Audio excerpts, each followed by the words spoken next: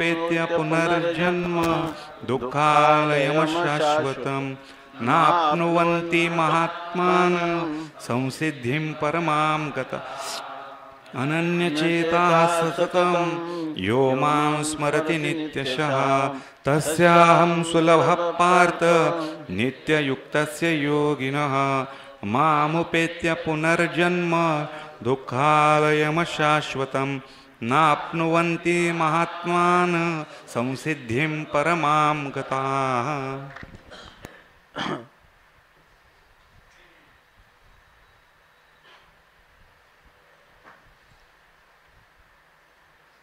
भगवान परमात्मा श्रीकृष्ण अर्जुनाबरोबर आत्मसंवाद करीत असताना या प्रस्तुत अध्यायामध्ये विचारलेल्या 7 प्रश्नांची उत्तरं थोडी संक्षेपाने दिली, परंतु प्रयाणकालेच कथम ज्ञेयोसि नियतात्मभी, मरणाच्या क्षणी तो मनुष्य कोणत्या प्रकाराने तुला जाणतो, कथम नेयासी, तू कसा जाणला जातोस, या प्रश्नाचं उत्तर भगवान विस्ताराने देत आहेत।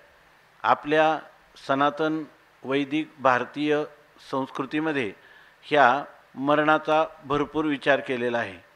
ज्या मरणाचा विचार करण्याचं कारण असं की भगवान सांगतात की साधारणपणे पुनर्जन्माचा सिद्धांत या संस्कृतीमध्ये मानला जातो आणि पुनर्जन्माच्या सिद्धांतामध्ये ते जन्म कशामुळे होतो तर त्या मनुष्याच्या अंतःकरणात असणारं आत्मस्वरूपाचा अज्ञान जोपर्यंत आहे तोपर्यंत त्याला जन्म होत राहतो। जसंच त्याच्या ठिकाणी अंतःकरणामध्ये वासना किंवा विषय वासना किंवा त्याला कामना जोपर्यंत अंतःकरणात आहेत आणि आयुष्यभर कामना अंतःकरणात विषयासंबंधाने ठेवल्या आणि त्याच वासना मृत्यूच्या वेळेला अधिक प्रबल होऊ लागतात आणि त्याच समोर येतात। म्हणून या ठिकाणी या कामनेचा विचार केलेला आहे आणि याशिवाय आपण ज्या प्रकारचे आयुष्यभर कर्म करतो त्या कर्माचे ते संस्कार होत असतात आणि ते संस्कार मृत्यूच्या वेळेला समोर येत असतात। म्हणजे जोपर्यंत मनुष्य ह्या वासनेचा क्षय करत नाही, जोपर्यंत आपल्या आत्मस्वरूपाच्या अज्ञानाची आत्मज्ञानाने निवृत्ती करत नाही आणि याशिवाय त्याच्या अंतःकरणामध्ये जोपर्यंत कामना आहेत, जोपर्यंत वासना आहेत तोपर्यंत आणि जोपर्यंत अज्ञान आहे तोपर्यंत त्याला जन्म मरण परंपरा निश्चित आहे असं भारतीय संस्कृतीमध्ये मानलं जातं। म्हणजे ही खरी अपौरुषेय वेदाने सांगितलेली मानव जातीसाठी मरणाची जी काही ज्याला आपण मरण साधनं किंवा अंतकाल साधनं असं म्हणतात की तुकाराम महाराज म्हणतात, याजसाठी केला होता अट्टाहास, शेवटचा दिस गोड व्हावा, आता निश्चिंतेने पावलो विसावा, खुंटलिया धावा तृष्णेच्या धावा म्हणजे कामना अंतःकरणातून गेल्या। म्हणून काम कर्म आणि अविद्या, आपलं जे कर्म आहे ते आयुष्यभर जर मनुष्याने सत्शास्त्राने जसं सांगितलेलं आहे सत्कर्म केलं असेल, म्हणजे आपल्या वर्णाश्रम धर्माचं यथायोग्य पालन केलं असेल, ज्याच्यामध्ये परोपकार दान इत्यादी सात्विक कर्म ज्यांनी केलेले असतील, आपल्या शरीराने मनाने आणि वाणीनं होणाऱ्या जेवढ्या क्रिया आहेत त्या क्रिया वेदाने सांगितल्याप्रमाणे मनुष्याने जर केल्या तर त्याला अंतकाल साधला जातो। जर त्याने अंतरंग श्रवणादी साधनं या ठिकाणी संतांच्या संगतीत केली तर त्या ठिकाणी त्याचा अज्ञान जातं आणि त्याने जर योग किंवा भक्तीचं साधन केलं तर त्याच्या वासना ज्या आहेत त्या ज्याला दुर्वासना म्हणतात त्यांची निवृत्ती होऊन सद्वासना अंतःकरणामध्ये निर्माण होतात। म्हणजे आपला सद्विचार सद्भावना आणि सत्कर्म हे जर मनुष्याच्या जीवनात असतील, जीवनभर त्याची जीवन जगण्याची शैली ही जर असेल की माझ्या जीवनाचं नाव सत्कर्म सद्भावना आणि सद्विचार हेच आहे आणि या सर्वांना हे चालण्यासाठी मला मार्गदर्शन करणारा कोण आहे? वेद आहे। अहितापासोनी काढिती हितदेवनी वाढविती नाही गा श्रुती परवती माऊली जगा। आणि त्या श्रुतीचा अर्थ जिथं आपल्याला कळत नाही, जिथं संशयास्पद अशा प्रकारचा त्याचा अर्थ वाटतो त्या ठिकाणी महापुरुषांच्यावर दृढ विश्वास ठेवून त्यांनी केलेला वेदाचा जो अर्थ की जो शास्त्र, युक्ती आणि अनुभव यांच्या अविरुद्ध असतो, अशा प्रकारचा जो अनुभव, युक्ती आणि शास्त्रवचन याला अनुसरून जीवन जो मनुष्य जगला तर त्याचा अंतकाल इतकाच साधतो की आता निश्चिंतीने पावलो विसावा. त्याला मी आता पूर्णपणे विश्रांतीला प्राप्त झालेला आहे, आता हा माझा शेवटचा जन्म आहे. फक्त प्रारब्ध या ठिकाणी जसं भाजलेलं बीज आहे हे खाण्यासाठी उपयोगाचं आहे, परंतु त्याच्यापासून नवीन वृक्ष उत्पन्न होत नाही. त्याप्रमाणे आता फक्त हे शरीर जे आहे प्रारब्ध क्षयाची वाट पाहत आहे. यानंतर मात्र पुढचं हे अज्ञान गेलेलं असल्यामुळं, प्रारब्ध भोगून संपलेलं असल्यामुळं, असंगत्वाचा निश्चयामुळं क्रियमान कर्म लागलेलं नाही, अज्ञानामुळं संचित कर्म दग्ध झालेलं आहे. अशा प्रकारची जी स्थिती आहे त्या स्थितीचा त्याला अनुभव येतो आणि तो सुखाने त्याचा देहपात होतो. आणि हा देहपात झाला की त्याला न स पुनरावर्तते, न स पुनरावर्तते, त्याला पुन्हा पुनरावृत्तीला यावं लागत नाही. ह्या सगळ्या गोष्टी लक्षात ठेवून गणितासारखं तंतोतंत त्या जीवनाची जी काही जगण्याची पद्धती आहे किंवा प्रक्रिया आहे ती वेदाने आपल्याला सांगितलेली आहे. आणि त्या वेदाचंच तात्पर्य सांगणारा श्रीमद भगवद्गीता हा ग्रंथ आहे. आणि यामध्ये सर्व मानवजातीचं कल्याण व्हावं यासाठी सर्वाधिकार सेव्य अशा प्रकारचा हा ग्रंथ किंवा त्याचीच असणारी मराठी भाषेतील टीका ज्ञानोबारायांची ज्ञानेश्वरी, भगवती ज्ञानेश्वरीच्या रूपाने आपल्यापुढं ह्या मरणाचा विचार सांगत आहे. सगळ्या उपनिषदामध्ये मरणाविषयी जो विचार आहे तो विचार या ठिकाणी ह्या अध्यायात संपूर्णपणे आणलेला आहे. आणि त्यामध्ये आतापर्यंत जे मरणाचे जे प्रकार आहेत त्या मरणाच्या प्रकारचं 5 प्रकारांनी जवळजवळ विचार झाला किंवा हा 5वा प्रकार चालू आहे. एक सामान्य लोकांचं मरण आहे, जैसे ज्याचे आपलं त्याला काय म्हणतो की त्यांनी केलेले जे आयुष्यभर जे काही कर्म, त्यांच्या अज्ञान आणि त्यांच्या वासना याप्रमाणे मरणाच्या काळाला यम यम वापी स्मरण भावम त्यजत्यन्ते कलेवरम तम तमे वैती कौंतेय सदा तद्भाव भावितः. त्या भावनेने भावित झालेले म्हणजे त्या संस्काराने युक्त असणारे जे लोक आहेत ते आयुष्यभर जे केले त्याप्रमाणे त्यांचा शेवटच्या वेळेला तोच संस्कार उद्भूत होतो आणि त्या प्रकारच्या त्या कर्माप्रमाणे त्या योनीला प्राप्त होतात. हा एक अंतकाल सामान्यपणे सगळ्यांचा आहे. परंतु दुसरा एक अंतकाल आहे की भगवान सांगतात की जे ज्ञानी पुरुष असतात त्या ज्ञानी पुरुषांचा अंतकाल कसाही झाला तरी त्यांना पुन्हा जन्म येत नाही. कारण अज्ञान निवृत्ती एकदा झाली की फक्त प्रारब्ध भोगून देह संपवतात आणि त्यांच्याजवळ पुन्हा जन्म घेण्यासाठी लागणारं कोणतंच भांडवल नाही. म्हणून त्या पुरुषांचा अंतकाळ कसाही झाला तरी ते मोक्षालाच प्राप्त होतात. तिसऱ्या प्रकारचा अंतकाल सांगितला की जे लोक आहे तर ते माझं भजन करत करत देह सोडतात. अंतकालेच मामेव स्मरण मुक्त्वा कलेवरम यह प्रयाती समद्भावम याती नास्त्यत्र संशय. जे माझं स्मरण करत माझी भक्ती करीत ज्या लोकांनी देह त्याग केला ते माझ्या स्वरूपाला प्राप्त होतात. काही लोक जे आहेत ते योगाचं साधन करतात आणि अंतकाळी योगाप्रमाणे आपल्या या ठिकाणी जे प्राण आहेत ते भ्रूमध्यामध्ये आणून, भ्रुकुटीमध्यामध्ये आणून अग्निचक्रापर्यंत, नंतर ते मूर्ध्याकाशात लीन करतात म्हणजे लीन करायचं न करायचं तेवढ्या काळामध्ये त्यांनी ते आपल्या ब्रह्मरंध्राच्या द्वारा आपले जे प्राण आहेत ते ह्या चिदाकाशामध्ये लीन करून मुक्त होतात असं सांगितलं. पण ज्यांच्या ठिकाणी योगाचं सामर्थ्य नाही, ज्ञानाचं सामर्थ्य नाही, अशा लोकांना काय अंतकाल साधता येतो का? तर त्याचं आता विचार चालू आहे की असे जे लोक आहेत ते अनन्यचेताः सततम योमाम स्मरती नित्यशः तस्याहम सुलभ पार्थ नित्ययुक्तस्य योगिनः. कालच आपण विचार केला की भगवान सांगतात अनन्य चित्त म्हणजे अनन्य चेता. याचा अर्थ एक अर्थ असा आहे की अनन्य म्हणजे भगवंताहून मी अन्य नाही, भगवंताच्या स्वरूपाशी अभेद चिंतन हे एक अनन्य चिंतन आहे. तर ते जे करणार आहे तो ज्ञानी पुरुष आहे तर तो या ठिकाणी मुक्त होतो.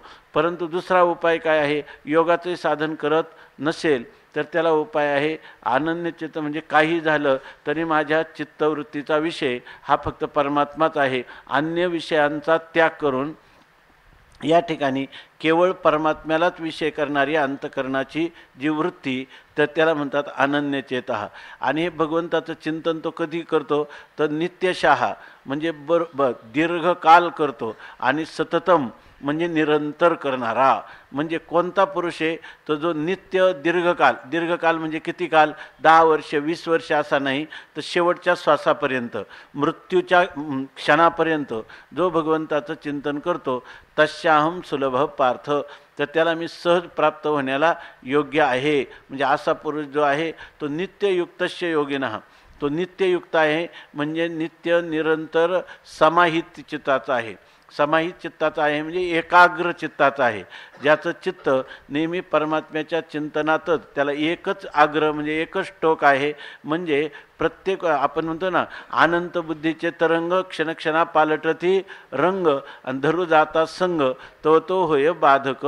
याची प्रत्येक अंतकरणाची वृत्ती सामान्य माणसाची कधी शब्द, कधी स्पर्श, कधी रूप अशा आकाराची होत जाते. याच्या वृत्तीला एकच आकार, काय माझी मज झाली अनावर वाचा, आणि छंद या नामाचा घेतला असे भगवदाकार वृत्ती करीतच त्याचं संपूर्ण जीवन जातं. अशा पुरुषाला मी सुलभ आहे. म्हणजे अशा पुरुषालाही अंतकाल साधला जातो, आणि तो अंतकाळ असा साधतो की भगवान सांगतात की हा पुरुष एकदा मरण पावल्यानंतर मामुपेत्य पुनर्जन्म दुःखालयम शाश्वतम नाप्नुवन्ति महात्माना संसिद्धीम परमाम गताः.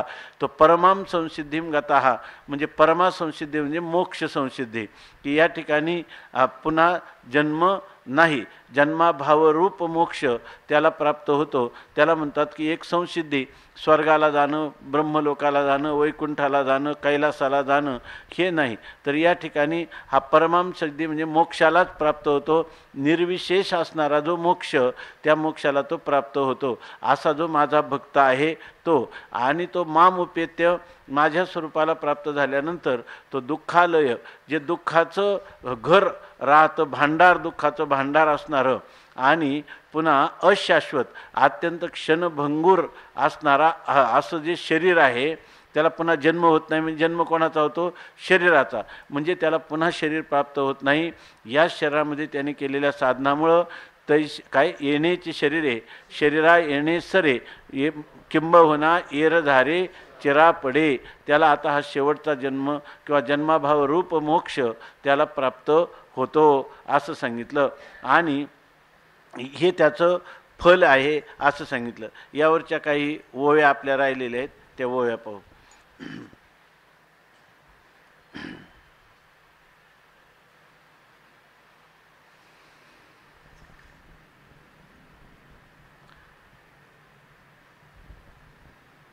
छत्तीस क्रमांकाची ओवी आहे. आणि भक्ता तरी देही विशेष एकवंकीचा ठावो नाही, मनोनी अभेरू करिता काही वियोगो ऐसा न वाटे. 136 क्रमांकाची ओवी आहे. की आता काल आपण चिंतन केलं की ज्यांनी आयुष्यभर भगवंताचं भजन केलेलं आहे, तर असे जे लोक आहेत, तर भगवान म्हणतात की त्यांनी मला शेवटी माझी विनवणी करावी, मला हाक मारावी, माझा धावा करावा, आणि मग मी त्या ठिकाणी जावं असं नाही. तर त्यांनी आयुष्यभर केलेलं जे काही भजन आहे, त्या भजनाचं माझ्यावर ऋण झालेलं आहे, आणि त्याच्या ऋणातून उत्तीर्ण होण्याकरता मी स्वतः, ते म्हणतात की मी तिथं ते ऋणवयी पण देखोनी अंगी तयाच्या उत्तीर्णत्वा लागी भक्ताची या तनुत्यागी परिचर्या करी. समजा त्याला काही वातपित्त कफ वगैरे दाटून आलेला असेल, शरीराची विकलांगता झाली असेल, किंवा त्याचं मन जे आहे तर ते मन अत्यंत मूढ भावाला प्राप्त होण्याची वेळ असेल, तरीसुद्धा मी त्याच्या ऋणातून उत्तीर्ण व्हावं म्हणून मी त्या ठिकाणी जातो, आणि त्या भक्ताच्या तनुत्याग शरीर त्यागाच्या वेळेला भगवान सांगतात मी त्याची सेवा करतो असं सांगतात. आणि मग सेवा करत असताना त्याला जे काही देहाची किंवा शरीराची जी विकलांगता, अवयवांची शिथिलता त्याला प्राप्त झालेली आहे, आणि त्यामुळं हा पुरुष या ठिकाणी माझं चिंतन करण्याला असमर्थ होईल. म्हणून मी अगोदरच काय करतो, आत्मबोधाच्या पांजरा सुयेतयाचे, मी आत्मज्ञानाच्या पिंजऱ्यामध्ये त्याला ठेवतो. आणि आत्मज्ञानाच्या, आता हा काही ज्ञानी नाही, हा ज्ञानी नाही, पण आत्मबोधाच्या पिंजरात ठेवतो म्हणजे त्याला माझं स्मरण ठेवतो आणि तो स्मरण करत करत जेव्हा तो देह त्याग करतो त्यावेळेला तो ब्रह्मलोकाला प्राप्त होतो आणि कल्पांतीच्या वेळेला ब्रह्मलोकामध्ये तो ज्ञान होऊन मुक्त होतो. अशा प्रकारचा विचार आहे. कारण भगवान म्हणतात जर आत्मबोधाच्या पांजऱ्यात जर घातला तर त्याला पुन्हा स्मरण करण्याची काय गरज आहे. पाठीमागे सांगितलं ना तुम्ही, तो श्लोक काय आहे की ज्ञानवान पुरुषाचा देह कथाही गेला तरी निरोगो वा उपविष्टो वा रुग्णो वा विलुठन भुवी मूर्छितो वा तेजत्वेश प्राणान भ्रांतीर न संशय ना, प्राणान भ्रांतीर न सर्वथा, अशा प्रकारचं सांगतात की अशा पुरुषाने कशाही देहाचा त्याग केला तरी त्याला कधी भ्रम नसल्यामुळं तो मुक्तच होतो. अज्ञानाचं फल काय आहे, न इच्छनापी मोक्षसे, इच्छा नसली तरी आत्मज्ञान झालं की तो मुक्तच होतो. मग त्याला जर आत्मबोधाच्या पिंजऱ्यामध्ये ठेवलेला आहे म्हणजे याचा अर्थ इतका चांगलं बघा आणि लगेच बोला की या ठिकाणी त्याला इतकं सुरक्षित ठेवलेलं आहे की त्याला कोणत्याही प्रकारचं भय नाही. कोणतं भय नाही, त्याला आत्मज्ञान होणारच आहे. मग आता त्याला ज्ञान झालेलं आहे का, नाही. मग पुढं काय म्हणतात माऊली, वरी आपुल्या स्मरणाची ओवाईली हिव आईशी करी सावली आईशेनी नित्यबुद्धी संचली मी आणि तया ते, असं सांगतात की त्यावेळेला त्याला काय करतो मी, आपल्या स्मरणाची ओवाईली म्हणजे शांत गंभीर अशा प्रकारची जी काही हिव आईशी म्हणजे थंड गार अशा प्रकारची सावली मी त्याच्यावर करतो आणि ह्या माझं स्मरण त्याच्याकडून करून घेतो. आणि हे स्मरणाचं स्वरूप काय राहतं त्याच्यात, तो काय स्मरण करतो तर नित्यबुद्धी संचली. त्याच्या ठिकाणी बुद्धी म्हणजे ज्ञान कोणतं आहे, मी नित्य आहे म्हणजे आत्मरूपाने मी नित्य आहे. कारण माझा आणि नित्य स्वरूप असणाऱ्या ब्रह्माचा अभेद आहे. अशा प्रकारची बुद्धी त्याला माझं स्मरण त्याला जे काही हे भावनेनं करतो तो, हे काही त्याला ज्ञान झालेलं नाही. म्हणून ही स्मरण जे आहे तो सारखा हे स्मरण करत राहतो. आणि ही बुद्धी कोण आणतो, तया ते ही नित्य बुद्धी मी आणतो म्हणजे मी या ठिकाणी नित्य आहे. आणि ही बुद्धी कशी संचलेली म्हणजे भरभरून, म्हणजे जिच्यामध्ये काही चळढळ होणार नाही, निश्चयात्मक अशा प्रकारची ही बुद्धी मी त्याला देतो. आणि त्यामुळं त्याला बुद्धी देऊन अशा वेळेला त्याचा देहांत झाला तर त्याला दुसऱ्या गतीला जावं लागेल का, नाही. त्याची सद्गतीच होणार. तो सद्गतीत म्हणजे काय, त्याने जे माझं भजन केलं आहे आपल्या इष्टरूपाने, तो मी तत्वता कोण आहे, ब्रह्मच आहे. तेव्हा आणि तो कोणतं त्यांनी भजन केलेलं आहे, सगुण भगवंताचं भजन केलेलं आहे. कोणत्या, सगुण परमात्म्याचं भजन केलेलं आहे. पण सगुण असणाऱ्या इतर देवदेवतांचं भजन केलं नाही. सगुण असणारा जो ईश्वर आहे त्या आपल्या इष्टाची ईश्वर भावात त्यांनी केलेली उपासना आहे. म्हणून तो इतर जे लोक आहेत त्यांना पुनरावृत्तीला यावं लागतं. पुढं सांगणार आहे, आब्रह्मभुवनात लोकाः पुनरावृत्तीनो अर्जुन. परंतु या ठिकाणी याला मात्र पुनरावृत्तीला परत यावं लागत नाही. याचं कारण काय आहे की त्याला मी काय करतो, त्याला हे ज्ञान मी देतो. म्हणजे त्याचे ज्ञान कोणतं देतो, स्मरणाचं. स्मरण करून मी काय नित्यत्व बुद्धी म्हणजे मी नित्य आहे अशा प्रकारची बुद्धी त्याच्या अंतःकरणात स्फुरद्रूप करतो. आणि अशा वेळेला म्हणून देहांतीचे साकडे माझिया कहीच न पडे. म्हणून देहांती म्हणजे देहाच्या वेळेला आपल्याला कसं होईल हे संकट माझिया कहीच न पडे, माझ्या भक्ताला कधीच पडत नाही. कारण मीच काय करतो, त्याला संचलेली जी नित्यत्व बुद्धी दिली आणि त्यामुळं आपुलिया ते आपुलीकडे सुखेच्यानी. माझ्या भक्ताला मी माझा भक्त आहे तो माझ्याकडंच म्हणजे माझ्या स्वरूपात त्याला विशेष प्रयत्न न करता, जसे योगी लोकांना प्रयत्न करावे लागतात त्याप्रमाणे त्याला कोणताही प्रयत्न न करता देखील आपुलीकडे सुखेच्यानी माझ्या स्वरूपात त्याला सुखाने अनायासाने विशेष श्रम न करता. कारण हे कोण करतं सगळं, त्याच्या बुद्धीला तर आता होई माझे बुद्धीचा जनिता, तुकाराम महाराज म्हणतात बुद्धीचा जनिता कोण आहे? बुद्धीचा जनिता लक्ष्मीचा पती, धरिता तो चित्ती काय नव्हे. या परमात्मा जर आपण चित्तात धारण केला तर काय होऊ शकत नाही. तो काय आहे? बुद्धीचा सुद्धा उत्पन्न करता आहे. म्हणून त्याच परमात्म्याची त्यांनी केलेली आयुष्यभर सेवा, त्यामुळं त्याला संचलेली म्हणजे भरलेली भरीव अशा प्रकारची नित्यत्व बुद्धी मी त्याला देतो. आणि त्यामुळं त्याला मरण कसं येईल, आपण काहीतरी चिंतन केलं पाहिजे. असं इंद्रियाधिकांचा निग्रह करून त्यावेळेला आपल्याला ही नित्यत्व बुद्धी कशी राहील याची चिंता त्याला करण्याचं कारण नाही. म्हणून म्हणतात की देहांतीचे साकडे माझिया कहीच न पडे, मी आपुलिया ते आपुलीकडे सुखेच्यानी. याच्यामध्ये चिंतन करताना काही वाटलं तर लगेच सांगा, किंवा तुम्हाला वाटलं तर शंकारूपाने विचारा. तर हे चिंतन याच्यासाठी चालले का हे जे आहे ब्रह्मसूत्रामध्ये याचा भरपूर विचार केलेला आहे. अनेक संप्रदायामध्ये याच्या अर्थ तर वेगळे आहेत, पण वेदांत संप्रदायामध्ये देखील काही शास्त्रकारांनी सांगितलं आहे की हा जो पुरुष आहे तर मृत्यूनंतर तो ब्रह्मलोकाला जातो आणि कल्पांताच्या वेळेला ब्रह्मदेवाबरोबर मुक्त होतो असं सांगितलेलं आहे.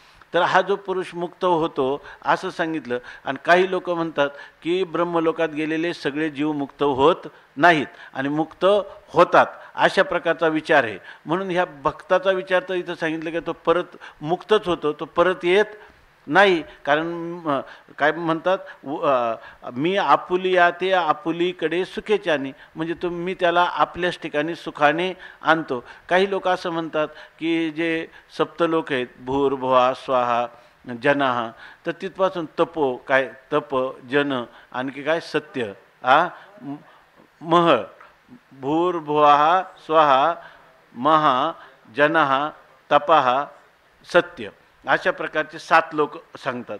एकापेक्षा एक वर आहे असं पुराणात वर्णन केलेलं आहे. तर ते म्हणतात वेदामध्ये असं कुठंच वर्णन आलं नाही. त्यामुळं हे जे एकापेक्षा एक वर लोक आहे असं जे सांगतात ते सांगण्यात तात्पर्य नाही. यामध्ये एकच लोक असतो ना, तो कोणाला जे आपले इष्टदेवता ज्या आपल्या इष्टदेवतेचा समजा वैकुंठ कैलास हे महरलोक जनोलोक हे वेगवेगळे अंतरावर असणारे लोक आहेत असा त्याचा अर्थ नाही. आपल्या इष्टाची उपासना करणाऱ्याला त्या ठिकाणी तो एकच लोक त्याप्रमाणे त्याला काय होतं भासतो.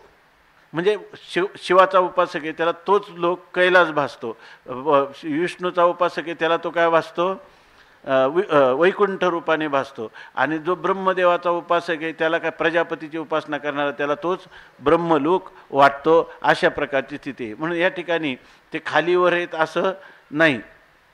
तर याचं चिंतन कशासाठी चाललं की ब्रह्मलोकाला जे जातात तर ब्रह्मलोकाला जाण्यामध्ये काही येतात आणि काही येत नाहीत असा ब्रह्मसूत्रामध्ये निर्णय केला. शास्त्रातली वचनं काय सांगतात, तो जातो त्या लोकाला जातो आणि तिथं मुक्त होतो असंही सांगतात. आणि काही सांगतात का तिथं गेल्यावर तो पुन्हा पुनरावृत्तीला प्राप्त होतो असंही सांगतात. इतकंच नाही तर शास्त्रवचन असं पण सांगतं की ब्रह्मदेवसुद्धा म्हणजे हिरण्यगर्भसुद्धा पुनरावृत्तीला प्राप्त होतो. तेव्हा याच्याविषयी विचार करताना व्यासाचार्यांनी असं सांगितलं की जे दहरविद्या किंवा शांडिल्यविद्या अशी जी उपासना करतात ती उपासना करणारे जे ते कल्पांताच्या वेळेला ब्रह्मदेवाबरोबर मुक्त होतात असं सांगतात. कारण त्यांनी उपासना कशी केलेली आहे, त्यांनी उपासना केलेली ती ऐक्यभावाने केलेली अहंग्रह उपासनेचं त्याचं स्वरूप आहे. म्हणजे परमात्म्याशी आभेद स्वरूप केलेली उपासना आहे. म्हणून इथं सुद्धा कोणतं सांगतात आत्मबोधाचे पांजेरा सुये तयाते, त्यांनी परमात्म्याची सगुण परमात्म्याची केलेली जी उपासना आहे त्या उपासनेमध्ये आपल्या अभेदाची भावना करून केलेली उपासना आहे, केवळ भेदभावना केलेली नाही. म्हणून जे भेदभावाने उपासना करतात ते जरी ब्रह्मलोकाला गेले तरी तो ब्रह्मदेवच जसा परत येतो त्याप्रमाणे ते पुनरावृत्तीला प्राप्त होतात. किंवा जर हे पंचाग्निविद्या हे जर कोणी केले असेल त्याच्यामध्ये भगवंताचा आणि आपला अभेद मानण्याचं काही कारणच नाही पंचाग्निविद्येमध्ये, तर ते लोक पुन्हा पुनरावृत्तीला प्राप्त होतात. किंवा जो ब्रह्मदेव आहे काय त्याचं वर्णन केले की ते 100 जन्मामध्ये ब्रह्मकर्म करतो आणि मग ब्रह्मदेव होत का शत एक जन्मा, जो जन्मोनी ब्रह्मकर्मा करी तोची ब्रह्मा आननो हे, असा जर 100 जन्मामध्ये ब्रह्मकर्म करून तो जर ब्रह्मलोकाला प्राप्त झाला तर असा ब्रह्मदेव तो परत येईल का नाही? तो परत येईल. तो काय होईल? परत येईल. परंतु ज्यांनी जो ब्रह्मलोक सांगितलेला आहे, कारण लोक म्हटलं ना तर त्यात पुनरावृत्ती आहे. लोक म्हणजे देशाचा परिच्छेद आहे. देशाचा परिच्छेद ज्याला ज्याला आहे त्याला पुनरावृत्ती आहेत. पण तिथं जाऊन त्याला ब्रह्मज्ञान झालं तर देशकाल वस्तू परिच्छेद रहित असं व्यापक ब्रह्माचं त्याला ज्ञान होतं. त्यावेळेला त्याला देश काळ किंवा वस्तूचा परिच्छेद न राहिल्यामुळं आत्मा निर्वाळला विश्वाकारे असा पुरुष त्या ठिकाणी मुक्त होतो. कारण मुक्ती जी आहे ती ज्ञानावर यजिजो बजिजो पुजिजो परी प्रवेश एक्याद्वारे रे, साक्षात मोक्षाचं साधन ज्ञान आणि ज्ञानच आहे असा शास्त्राचा काय आहे आकाट्य सिद्धांत आहे. म्हणून या ठिकाणी सांगतात की असा जो पुरुष आहे तो ज्यांनी माझी भक्ती केली तर त्या भक्ताला मी माझ्या स्वरूपातच एकरूप करतो. कारण त्याने माझी जरी भक्ती केली असेल तर ती भेदात्मक भक्ती केली नाही. माझ्यामध्ये आणि त्याच्यामध्ये ऐक्य व्हावं किंवा ऐक्य आहे अशा प्रकारे फक्त त्याला ज्ञान झालं नाही. ऐक्याचं ज्ञान झालं असतं तर काय झालं असता?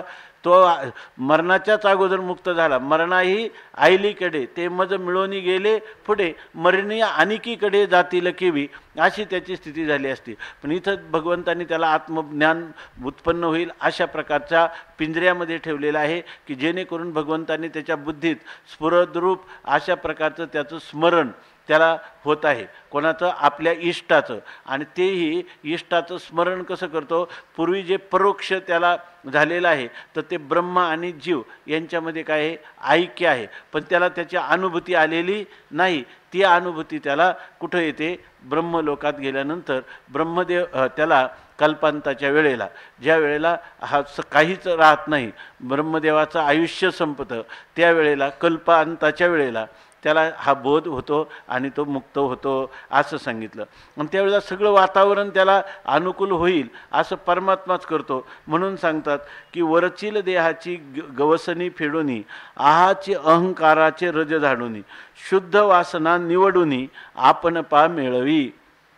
या ठिकाणी वरील देहाची, वरची जी देहाविषयी जी माणसाला कायम तादात्म्य भ्रांती असते, परंतु आत्मस्वरूपावर असणारी एक खोळ आहे. खोळ टाकली तर आत्मस्वरूपाचं काही बिघडत नाही. अशा प्रकारचं वरचील देहाची गवसनी फेडूनी, म्हणजे हे देहरूपी खोळीचा फेडणं म्हणजे त्याग करीत असताना अहंकाराचे, आहाच अहंकाराचे रज झाडूनी, वरवर असणारं जे अहंकार म्हणजे देह अहंकार, त्या देहांकाराचं रज झाडूनी त्या ठिकाणी त्याचं ती धूळ जी आहे ती धूळ झाडून झटकून टाकतो. पण इथं कोण करतो? हे सगळं कोण करतं सांगितलं? परमात्मा म्हणतात मी करतो माझ्या भक्तासाठी. म्हणजे त्याला मी देह आहे अशा प्रकारचा अनात्म पदार्थाविषयीचा अहंकाराची धूळ त्याला मी लागू देत नाही किंवा ती दूर करतो. आणि शुद्ध वासना निवडून, जर त्या ठिकाणी तो आत्मबोध म्हणजे दृढ अपरोक्ष आत्मसाक्षात्कार असा जर त्याला अर्थ घेतला, बरोबर ना, असा जर अर्थ घेतला तर तो काय होईल? तत्कालच मुक्त झाला की नाही? ज्ञान समकालातच तो मुक्त झाला. पण तो मुक्त झालेला नाही, फक्त त्याचं संपूर्ण वातावरण भगवंताने करून ठेवलेलं आहे. आणि शुद्ध वासना निवडून, आणि मग पुढं असं म्हणता आलं असतं का शुद्ध वासना त्याला निवडून आली त्याच्या ठिकाणी, म्हणजे शुद्ध वासनाच उद्भूत झाली. म्हणजे शुद्ध वासना म्हणजे कोणती? ब्रह्मवासना. याचा अर्थ ज्या अशुद्ध वासना आहेत, ज्याच्यामध्ये देहवासना, लोकवासना, शास्त्रेषणा या सगळ्यांचा परित्याग करून मग नंतर भगवान तो शुद्ध वासना बरोबर निवडून, म्हणजे त्याच्या अंतःकरणात शुद्ध वासना शुद्ध वासना कोणती? ब्रह्मवासना. ते ब्रह्मवासना, मला ब्रह्मस्वरूपाची प्राप्ती व्हावी ही वासना त्या ठिकाणी भगवान निर्माण करतो आणि नंतर आपण पा मिळवी तो आपल्या स्वरूपात त्याला घेतो. पण हे कोणतं चाललेलं आहे? क्रममुक्ती आहे का सद्यमुक्ती आहे? क्रममुक्ती आहे. आपण पा मिळवी म्हणजे सद्य तत्काल मिळवी असा त्याचा अर्थ होणार नाही. तो क्रमाने आपल्या स्वरूपात तो प्राप्त करून घेतो. आणि भक्ता तरी देही विशेष एक अंकीचा ठाव नाही, मनोनी अविहेरू करिता काही वियोगो ऐसा न वाटे. आणि ह्याच्यामध्ये भगवान सांगतात हे सगळं मी करतो. मी करतो म्हणजे भक्ताचं जवळ बरंचसं काही कमी आहे, भक्ताचं आणि त्याची पूर्तता करतो. कारण भक्ताचं भगवंताला इतकं महत्त्व आहे की भगवान स्वतः म्हणतात, म्हणजे याचा अर्थ तो फार कमी आहे, त्याने जन्मजन्मांतरामध्ये किती ह्याच अभ्यास केलेला आहे ना, माझी भक्तीच केलेली आहे. आणि भक्ती करायची म्हणजे त्या ठिकाणी देह तादात्म्य कमीच करावं लागतं. देहाचं अंजन भंजन करून भगवंताची भक्ती आतापर्यंत कोणाला साधली नाही. याचा अर्थ त्याने जे काही काया वाचा मनाने माझी भक्ती करताना त्याला कायिक वाचिक मानसिक सगळ्याच प्रकारचं तप घडलेलं आहे. आणि त्यामुळं त्याला ह्या देह तादात्म्य भ्रांती त्याची कमीच झालेली आहे. म्हणून यासाठी सांगतात, भक्ता तरी देही, त्या भक्तांना आपल्या देहाविषयी विशेष एकवंकीचा ठाव नाही. विशेष करून एकवंकी म्हणजे तादात्म्य, हे देह मी आहे असा जो काही भाव आहे तो विशेष रीतीनं नाहीत. त्याच्या ठिकाणी काले आपण पाहिलं की त्याला अगोदरच काय आहे, मी देह आहे ही जी गोष्ट आहे त्यांनी अभ्यास कोणता केलेला आहे, देह मी हे नव्हे सरे आणि उरला वरे विठ्ठल. देहाशी तादात्म्य करून देहाचं अंजन भंजन किंवा त्या देहाचे चोचले पुरवण्याचा प्रयत्न केला नाही, त्या देहाने परमात्म्याचं चिंतन करण्याचा प्रयत्न केलेला आहे. त्यामुळं त्याला ती तादात्म्य भ्रांती नाहीच आहे अगोदर. आणि त्यामुळं काय होतं, मी तर त्याच्या हृदयात स्फुरद रूपाने आहेच आहे, परंतु अव्हेरीकरिता काही वियोग ऐसा न वाटे. ह्या भक्ताला आपल्या देहाचा त्याग करत असताना मुळात त्याला स्वतःलाच वियोग अव्हेरूकरिता ह्या देहाचा त्याग करत असताना वियोग ऐसा न वाटे. आपल्याला हा देह आता सामान्य मनुष्य आता कसा होईल, प्रलय काळ ओढवलेला आहे. किंवा तिथं लिहिलं की नुसतं देहाची उमटे आयुष्याचे सूत्र विघडता आणि भूतांची उमटे खडाडता. सगळ्या प्राणीमात्रांमध्ये पार आमिबापासून तर हिरण्यगर्भापर्यंत असं म्हणा, त्याला काय होतं आहे, भूतांची उमटे खडाडता, त्यांची खळबळ अंतकरणात माजते. जणू काही प्रलय काळ ओढवल्यासारखं त्यांना देहत्यागाच्या वेळेला वाटतं. इतकंच नाही, जवळ असणाऱ्या माणसाला सुद्धा अंतकरणामध्ये फार तीव्र वेदना होतात किंवा व्याकुळता येते दुसऱ्याचं मरण पाहून. पण हा जो भक्त आहे त्याला अव्हेरूकरिता वियोग ऐसा न वाटे. त्याला ह्या शरीराचा त्याग करताना फार काही कष्ट वाटत नाहीत. तर ते म्हणतात, ना तरी देहांतीची मग मिया यावे, मग आपण पे याते न्यावे, हेही नाही स्वभावे, जे आधीची मज मिनले. ना तरी म्हणजे अथवा देहांतीची मिया यावे, देहाच्या वेळेला म्हणजे देहांताच्या वेळेला मी तिथे यायचं आणि मग आपण पे याते न्यावे आणि मग आपण त्याला आपल्याकडं न्यायचं, असं घडत नाही. तर हेही नाही, असंही घडत नाही. जे स्वभावे आधीची मज मिनले, जे स्वाभाविकपणे अगोदरच मला मिळालेले आहेत. मला मिळालेले आहेत म्हणजे ज्या अर्थी म्हणतात की मी त्याला न्यावं म्हणजे याचा अर्थ त्याचा जो देहाच्या नंतर उत्क्रमण होऊन प्रवास आहे की नाही, कुठं न्यायचं त्याला, तर माझ्या धामात न्यायचं किंवा ब्रह्मलोकात न्यायचं. परंतु त्याला ब्रह्मलोकात न्यायचं असं सुद्धा नाही, कारण हे सुद्धा मी नेतो त्याला. त्याचा प्रवास जो आहे तो प्रवास ब्रह्मलोकापर्यंत होतो. चांगलं बघा महाराज हे चाललेलं, तर त्याच्यामध्ये ब्रह्मलोकापर्यंत नेतो. पण खरं म्हणजे मी नेतो असं काही नाही, कारण तो काय आहे, देहपाताच्या पूर्वीच तो आधीच मला मिळून गेलेला आहे. मागं जे सांगितलं ते मरणाही आईलीकडे मज मिळवून गेले पुढे, बरोबर ना. तो जो भक्त, तो जो पुरुष आहे तो पुरुष वेगळा आहे. आणि आता जो सांगतात ना, स्वभावे जे आधीचे मज मिळले, ज्यांचा स्वभाव सहजच स्वभाव बनून गेलेला आहे का ते मला अगोदरच मिळाले. अगोदर मिळाले म्हणजे काय झालं की अगोदरच ज्यांनी काया वाचा मनाने किंवा प्रत्येक अंतकरण वृत्तीचा विषय कोणाला केला होता, मला केला होता. कारण यांना लोकांतराचा प्रवास आहे ना अजून, ते चंद्रलोक विद्युतलोक असा करत करत ब्रह्मलोकाला त्याचा प्रवास आहे. उपनिषदामध्ये आलेला आहे भाग, बरोबर ना. तर मग असं ते आज तुम्ही जर वाटत असेल का हे बा याच्यामध्ये अतिशय होतो, तर अतिशय होणार नाही.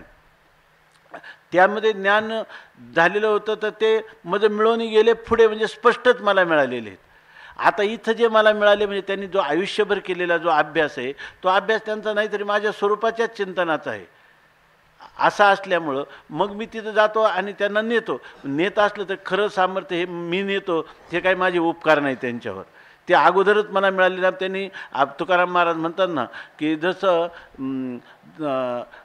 अगोदर कोणासाठी केली प्रपंचाची होळी, या पाया वेगळी मायबापा, सगळाच दाळूनी संसार बैसलो अंगणी, नाही तुझ्या नाही मनी मानसी. हे अगोदरच आम्ही सर्वस्व त्याला दिलेले.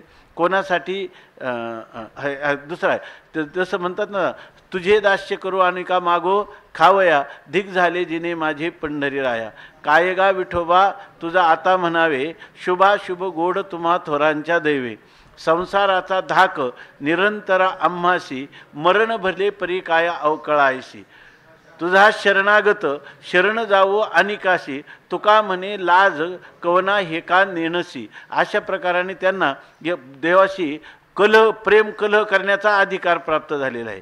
त्यामुळं त्यांना काही न म्हणता देखील त्यांनी आयुष्यभर त्यांनी अगोदरच माझं चिंतन केलेलं आहे. त्यामुळं ते मरणानंतर दुसरीकडे कुठं जातील आणि मी त्यांना मज आपण पे देहांतीची मी यावे, देहांतीच्या शेवटी मी यायचं आणि मग आपण पे याते न्यावे, मग आपल्या स्वरूपात त्यांना मिळवून घ्यावं किंवा आपल्या स्वरूपात नेण्यासाठी त्यांना ब्रह्मलोकामध्ये न्यावं. हे म्हणण्यापेक्षा हे म्हणणं देवाला काय वाटतं का मी यांच्यासाठी काय करतो, मी यांच्यासाठी पण त्यांनी माझ्यासाठी काय केले, त्यांनी माझ्यासाठी सर्वस्व समर्पण केलेलं असल्यामुळं ते जणू काही मला अगोदरच मिळून गेलेले आहेत. येरी शरीराची या सलिली, आसते पण हेची सावली, वाचोनी चंद्रिका ते ठेली, चंद्रीच आहे. असं म्हणतात की इथं जे आलेत ना ते, तर एरी शरीराच्या सलिली. तुम्हाला फक्त काय वाटलं तरच आपली चर्चा झाली तरच ह्या विषयाचा काही थोडा म्हणजे हे होईल. याचा अर्थ केवळ शास्त्रार्थालाच खूप जपायचं अशातला भाग नाही, परंतु आता व्यासांसारख्यांनी केलेलं ब्रह्मसूत्र आहे आणि याचा समन्वय त्यांनी सांगितलेला आहे आणि आपले जे पूर्वसूरी आहे ते हा अर्थ सांगतात. म्हणून या ठिकाणी असा अर्थ करायचा. नाहीतर काही लोकांना असं वाटतं हे मी परवा एक विधान केलं होतं की ज्ञानेश्वर महाराजांनी थोडं वेगळं सांगितलं आहे असं वाटतं.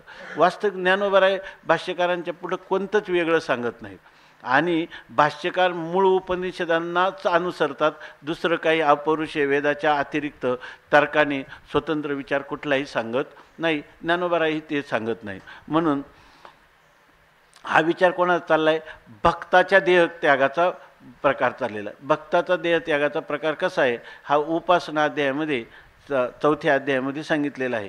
मला वाटतं पहिल्या पादातच काही विचार आहे हा. तर याच्यामध्ये पहिल्या पादातच विचार आहे बहुतेक, तर किंवा तिसऱ्या पादामध्ये असेल. तर ना तरी देहांतीची मेया यावे, मग आपण पे याते न्यावे, हेही नाही स्वभावे, जे आधीची मज मिनले. हा त्याला वेधेची तण काय ती ओवी, सम्यक ज्ञान नुदय जता, वेधेची तन्मयता, उपजे ऐशी योग्यता बोधाची आहे. त्याला ज्ञान उत्पन्न झालं नाही, परंतु ते ज्ञान त्याला सम्यक ज्ञान नुदय जता, त्याला अजून यथार्थ दृढ अपरोक्ष साक्षात्कार झालेला नाही. परंतु वेधेचित, हे ज्ञान मला केव्हा होईल आणि कधी मी त्या स्वरूपात मिळून जाईल असा लागलेला जो वेध आहे ना, त्याचमुळं तो तन्मयतेला प्राप्त झालेला आहे. उपजे आणि ती बोधाची तन्मयता उपजे, बरोबर ना. अशा प्रकारची योग्यता त्याला अगोदरच प्राप्त होते. ती कोणती योग्यता आहे, बोधाची योग्यता आहे.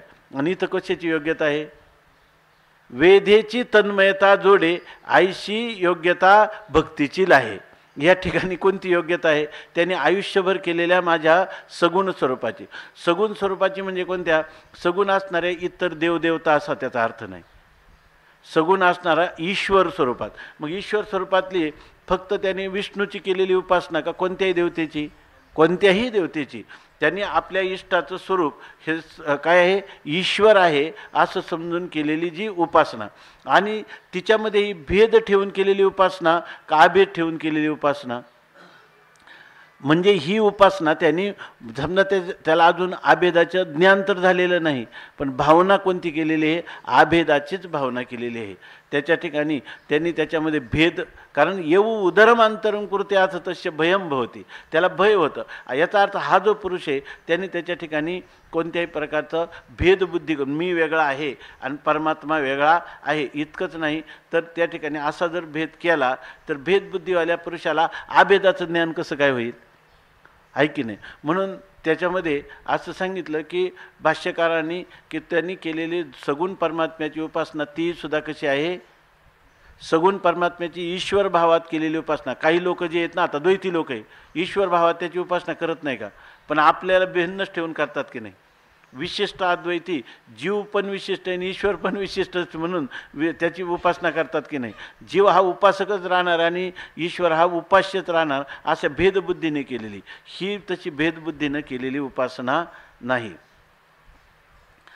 ना. तरी देहांती आपलं काय येरी शरीराची शरीरी असते पण हिची सावली. आता हे जर बारकाईने विचार केला तर हे ओवी पहा की मग असा जो पुरुष आहे हा शरीराची असलेली, शरीर म्हणजे जे कोणी पाणी आहे आणि त्या शरीरामध्ये आहे की नाही, तो शरीररूपी पाण्यात त्याला पण असते पण त्याच्यामध्ये शरीरामध्ये तो शरीरधारी आहे का नाही. मग शरीराचे सलेली असते पण या शरीररूपी पाण्यात त्याचं असणं हेची सावली, ही त्याची सावली आहे.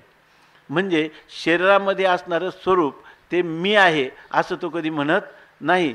त्याचा असते पण ही काय आहे, सावली आहे, छाया आहे, प्रतिबिंब आहे की नाही. म्हणजे प्रतिबिंब त्याच्या ठिकाणी राहतं, बरोबर ना.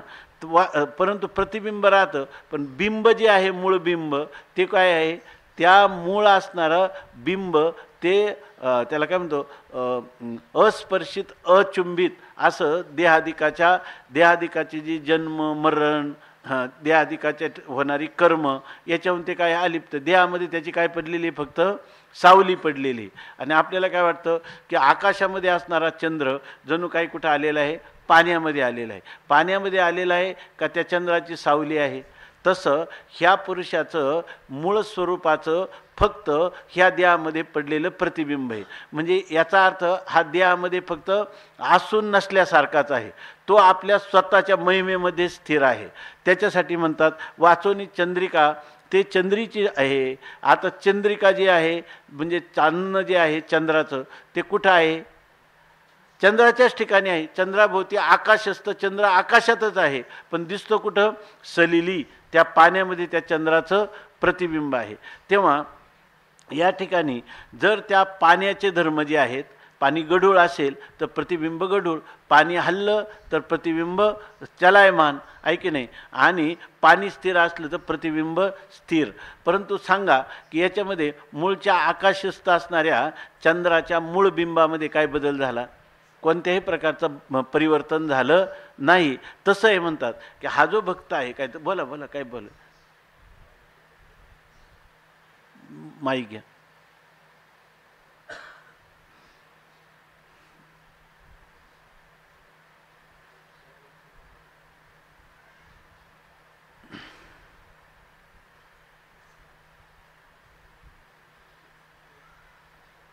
आल्यावर सांगा. हां, एरी शरीराची असलेली, हां तसं जर आपण पाहिलं तर शरीरात आहे असं त्या शरीररूपी पाण्यामध्ये असते, पण त्याचा अस्तित्व हेच काय आहे, सावली आहे. म्हणजे हे त्याच्या मूळ स्वरूपाचं फक्त प्रतिबिंब आहे. वाचुनी आणि जर याच्या व्यतिरिक्त आपण जर वास्तविक विचार केला तर चंद्रिका ते थिली चंद्रीच आहे. ते चंद्रिका चांदणं हे चंद्राच्याच ठिकाणी आहे, ते पाण्यामध्ये आलेलंच नाही.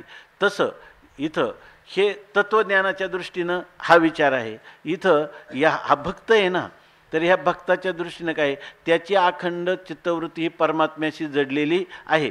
बाहेर जरी तो शरीरात व्यवहार करत दिसत असला भक्त, तरी या ठिकाणी मुख्य त्याचे अभंग आहेत की जरी आम्ही संसारामध्ये असलो तरी आमची चित्तवृत्ती ही संसारामध्ये नाही किंवा भक्ताची नसते. असं लौकिकाचेने आधारे लोकाचेनी व्यापारे परी सांडिले निजसुरे लौकिक हे लोकांच्या मध्ये असणाऱ्या लौकिक क्रिया करत असला तरी त्याच्या ठिकाणी निजसुरे अज्ञानामुळं जे लोक मानतात, लौकिकाचा आश्रय करून त्या लोकवासनेला अनुसरून ज्या प्रकारचं वर्तन करतात तशा प्रकारचं वर्तन किंवा ती धारणा त्याची आहे का? नाही. म्हणून म्हणतात की चंद्रिका ते ठेली चंद्रीच आहे. ठीक आहे ना?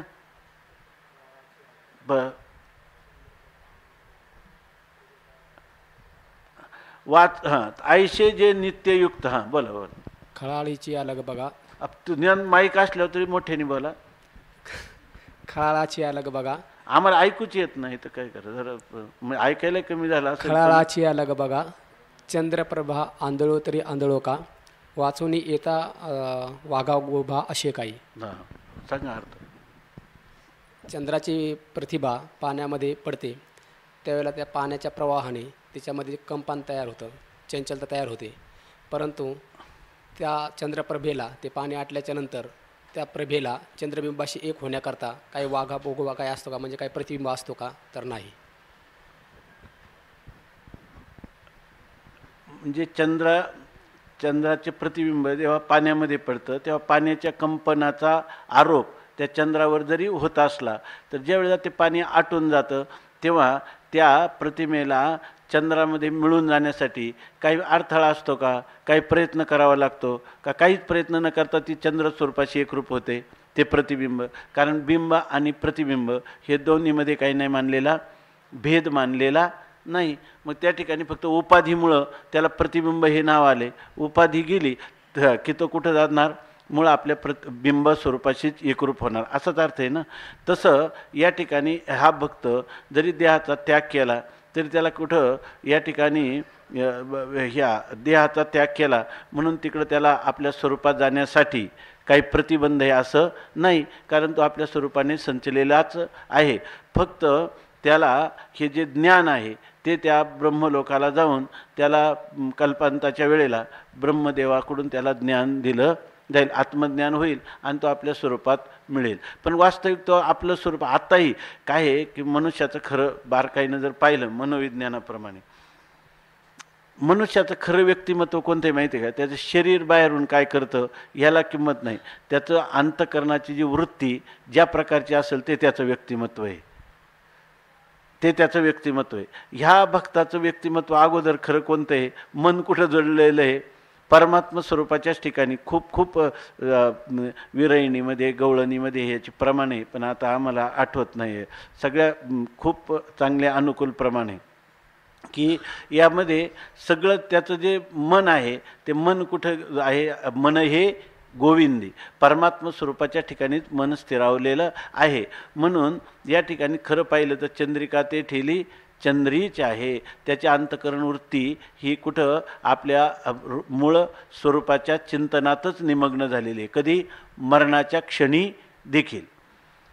आयशे जे नित्ययुक्त तयाशी सुलभ मी सतत म्हणून देहांती निश्चित मीची होती. आता म्हणतात आयशे जे नित्ययुक्त म्हणजे असे जे नित्ययुक्त म्हणजे नित्य समाहित चित्ताचे म्हणजे एकाग्र चित्ताने जे माझी भक्ती करतात, एकाग्र चित्ताने श्रद्धापूर्वक माझी भक्ती करणारे ते तयाशी सुलभ मी सतत. त्यांना मी निरंतर काय आहे? सुलभ आहे. कारण आताच सांगितलं ना, मी आपुल्याकडे आपुल्या ते आपुल्याकडे सुखेचे आणि किंवा त्यांना देहांताच्या वेळेला भक्ताची तनुत्यागी परिचर्या करी किंवा आत्मबोधाचे पांजरा सुये तयाते किंवा नित्यबुद्धी संचली आणि तयाते अशा प्रकारचं असल्यामुळं त्या भक्ताला काही कष्ट आहेत का त्या ठिकाणी? काहीच नाही. म्हणून देहांती आयुष्य जे नित्ययुक्त तयाशी सुलभ मी सतत. त्यांना मी सतत काय आहे? सुलभ आहे. त्यांना क्लेश नाहीत. आणि देहांती आणि ज्यावेळेला ते देहाचा त्याग करतात ते निश्चित मीची होती. या ठिकाणी ते निश्चित कोण होतात? माझ्याच स्वरूपाला प्राप्त होतात. याविषयी कोणताही शंका करण्याचं कारण नाही. भगवंताने अगोदर सांगितलं अंतकालेच मामेव स्मरण मुक्त्वा कलेवरम यह प्रयाती समद्भावम याती नास्त्यत्र संशय. अवघा हरपला देह भाव, जन्ममरणाचा पुशियेला ठाव, वृत्ती स्वानंदी मुरली पाहावो, सेना म्हणे भाग्य उदयो. अशा प्रकारचं त्याला भक्तीचं जे आयुष्यभर केली त्या भक्तीमुळं त्याला ह्या जन्ममरणाचा कुठल्याही प्रकारचा त्रास नाही. आणि असा जो पुरुष आहे त्याला देहांताच्या वेळेला, देहांत झाल्यानंतर तो निश्चित कुठं होतो, मलाच प्राप्त होतो. आता हे सुद्धा निश्चित होतो का तत्काल होतो हा प्रश्न आहे की नाही. तर तो निश्चित होतो म्हणजे काय होतो, तत्काल होत नाही. तत्काल होत नाही पण निश्चित होतो. निश्चित होतो पण तत्काल होत नाही. बरं तुम्ही म्हणाल की तत्काल होत नाही तर भावनेच्या अंगाने तो अगोदरच मला मिळालेला आहे. भावनेच्या अंगाने अगोदरच मिळालेला आहे, पण ज्ञानाच्या अंगाने तो ऐकायला जरा कठीण वाटतं का हे? कठीण वाटत असलं तर सांगा. का हे मानावंच लागेल. हे असा जर अर्थ केला तरच आपल्याला काहीतरी जेवढं काही आपल्याला शास्त्रार्थ जो थोडाफार ऐकिवात आहे किंवा जो सूत्रांनी केलेला आहे किंवा उपनिषदामध्ये त्याला अनुसरून याचा अर्थ केला तर निश्चित होईल. परंतु काय, कालांतराने होईल, म्हणजे क्रममुक्तीनंच होईल. कारण काय, एवढा हा ज्ञानाचा जो अकाट्य सिद्धांत आहे किंवा ज्ञानाद एवतु कैवल्यम, याच्या विरुद्ध कोणीच शास्त्रकार गेले नाही. आणि जे गेले त्यांचं सगळ्यांचं खंडन झालेलं आहे, बरोबर की नाही. म्हणून आपल्याला असा अर्थ या ठिकाणी जरी वाटत असेल जड जरा, तरी पण हा अर्थ करायला लागेल. काय बोला.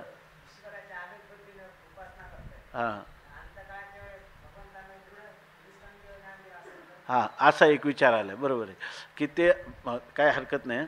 हा एक विचार सांगितलेला आहे की भाष्यार्क प्रकाशामध्ये त्यांनी विचार केला आहे, चांगलं लक्षात घ्या. त्याच्यामध्ये असा विचार केला की मग असं होऊ शकणार का नाही. आता जी संदीप महाराजांनी शंका केली, परमात्मा जो आहे, परमात्मा त्याच्या भक्ताला अंतकाळात तो त्याच क्षणी ज्ञान देऊन त्याला मुक्त नाही करू शकत का, लोकांतराला न जाता देखील. परंतु ज्ञान देऊनच मुक्त करील ना, तर तो करू शकतो. आणि याच्यासाठी त्यांनी असं दिलं आहे की शास्त्रामध्ये इतर देवदेवता करणारे ते सगळे पुनरावृत्तीला प्राप्त होतात, सगळे पुनरावृत्तीला प्राप्त होतात. आब्रह्मभुवनान लोका पुनरावर्तिनो अर्जुन असं सांगितलेलं आहे. पण जर ईश्वर स्वरूपात आणि अभेदाने, बरोबर ना तुम्ही म्हणता, आज हे जर भक्ती करणारा असेल तर तो त्याला पुनरावृत्ती होते असं वेदात एकही प्रमाण नाही. बाकीच्यांना, इतर देवदेवतांचे उपासकांना निश्चित पुनरावृत्ती होते असं प्रमाण आहे, लक्षात आलं ना. पण माझ्या भक्ताला, म्हणजे कोणता, माझ्या ईश्वर स्वरूपाला अभेद भावाने भक्ती करणाऱ्याला पुनरावृत्ती होते असं कुठंच लिहिलेलं प्रमाण नाही. म्हणजे याचा अर्थ तो आता प्रश्न काय झाला, मग ती कालांतराने होते की सद्य होते. पण सद्य त्याला पुनरावृत्ती होत, आपलं सद्यमुक्ती होत नाही, त्याला पुनरावृत्ती होते असं शास्त्रामध्ये एकही प्रमाण नाही असं लिहिलं. लक्षात आलं ना. मग तो का होणार नाही, काही हरकत नाही, तो त्या ठिकाणी मुक्त होईल. पण कोणत्या, मात्र अभेद भावाने ईश्वर स्वरूपात केलेली उपासना, बरोबर ना. पण तिथं सुद्धा त्याला ज्ञान होऊनच होते हे तुम्हाला मात्र मानावं लागेल. हां हां. पण आत्मबोधाचे पिंजरा सुयेतया ते अशा घातल्यानंतर आत्मबोधाच्या पिंजऱ्यात घातल्यानंतर स्मरण आहे का? स्मरण कधी करावं लागतं? स्मरण हा भाव उपासनेत आहे का ज्ञानात आहे? उपासने, ज्ञानात स्मरण आहे का? मग असे काही पण अर्थ करा तुम्ही त्याच्यामध्ये, ऐका ना. मग त्याला काय म्हणतात? निधी ध्यासन रूप ध्यान. मग त्याला काय म्हणावं लागेल? इथं निधी ध्यासन चालले की ह्या सगळ्या अध्यायाचा अर्थ सगुणाची उपासना चालली, सगुणाची उपासना चालली, निर्गुण उपासना चाललेली नाही. इथं परमात्मा जो आहे तो निर्गुण परमात्म्याची उपासना आहे का सगुण परमात्म्याशी अभेद चिंतन आहे? सगुण परमात्म्याशी अभेद चिंतन आहे. त्यामुळे इथं भाष्यकारांनीच पहिल्यांदा लिहिलं की इथं सगुणाचं चिंतन चाललंय. सगुणाची उपासना चालली. मग आता उपासनेचा तुम्हाला जर त्याला काय म्हणतो आपण ऐकांतिक त्याला निष्पक्षपातीपणाने घेण्यापेक्षा त्याला काय म्हणतो आपण भक्तीचं पक्षपाती धोरण स्वीकारून जर काही शास्त्रार्थ करायचा असेल तर अनेकांनी केले, रामानुजांनी केले, वल्लभाचार्यांनी केले. इतकंच नाही तर ब्रह्मसूत्रावर व्यासाने निर्णय केला, बरोबर ना. पण त्या निर्णयावर यांनी पुन्हा भाष्य केलेलंच आहे ना.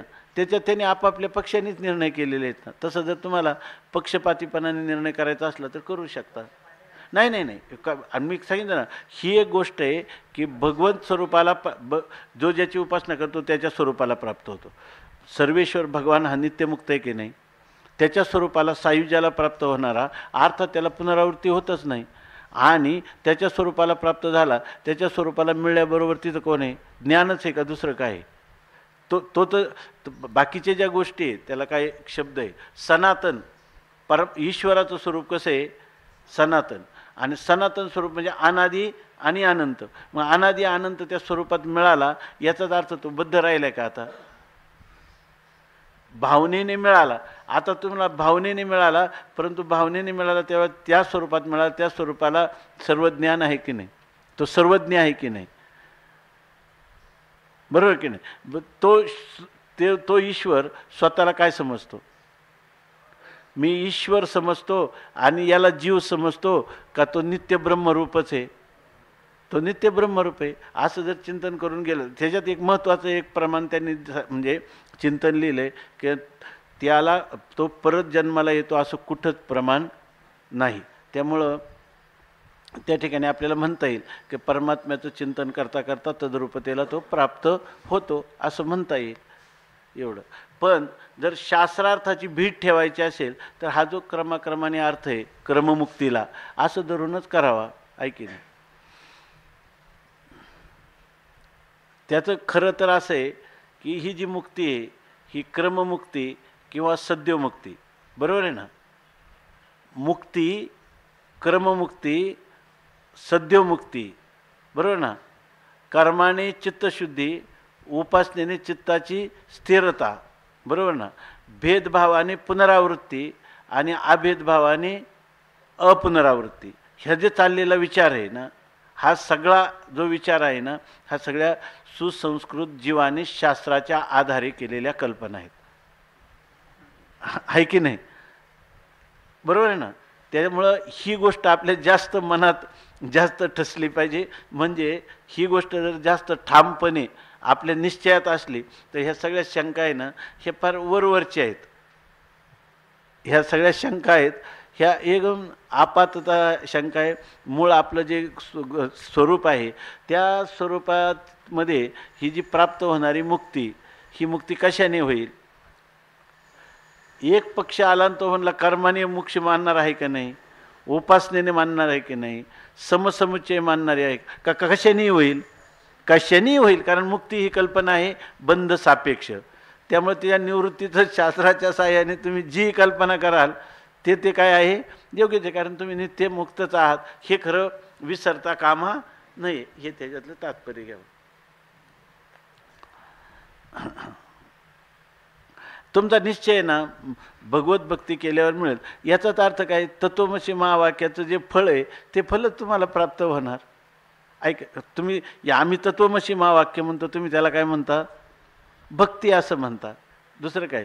शैव म्हणती शक्ती आणि आम्ही त्या परमभक्ती आपुली म्हणू. आणि ज्ञानी येते स्वसमिती असं म्हणून हा शास्त्रार्थाचा काही विचार असेल. आपलं तर काय त्याच्यावर फार गंभीर चिंतन, फार त्याचं साधक बाधक हे तर काही नाही.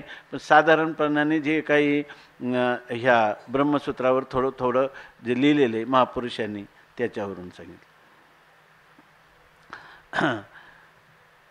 आता सांगतात की ऐशे जे नित्य युक्त तयाशी सुलभ मी सतत मनवनी देहांती निश्चित मीची होती. मग क्लेश तरोची वाडी जे तापत्रयाग्नीची सगडी जे मृत्यू काकाशी कुरोंडी सांडिली आहे. आता इथून पुढं जे आहे ना तर सगळं ह्या शरीराचं वर्णन केलेलं आहे. या ठिकाणी असे जे पुरुष आहे ना ते शरीराला परत प्राप्त होत नाही. हे जे सगळे आतापर्यंत वर्णन केलं आहे हे पुरुष जन्माला परत प्राप्त होत नाही, यांना शरीर प्राप्त होत नाही. पण पहिल्यांदा मनुष्याला ह्या शरीराला येण्यातच किती दुःख आहे हेच कळत नाही की मनुष्याला सगळी दुःख कशामुळं प्राप्त झाली, शरीराला येण्यामुळं प्राप्त झाली. म्हणून मनुष्य सगळ्यात पहिला ह्याच्या पाठीमागे हात धुवून पाठीमागे लागला पाहिजे की मला हे शरीर कशाने परत काही झालं तरी प्राप्त होऊ नये. म्हणून माऊली या ठिकाणी विस्ताराने ह्या शरीराचे काय काय धर्म आहेत, म्हणजे शरीर किती दुःखदायक आहे ह्याच शरीराचं वर्णन करून सांगतात. असं जर आपल्याला कळलं तर मग आपण उपासना करू किंवा ज्ञान मिळू, पण कशासाठी करू, कर्म करू, पण कशासाठी, मला हे शरीर परत नको याच्यासाठी. तेव्हा शरीराच्या ठिकाणी असणारे जे काही काय अवगुण आहेत सगळे, तर ते या ठिकाणी शरीराला अनेक प्रकारचे असणारे दोष शरीरासंबंधाने त्याचं वर्णन करतात.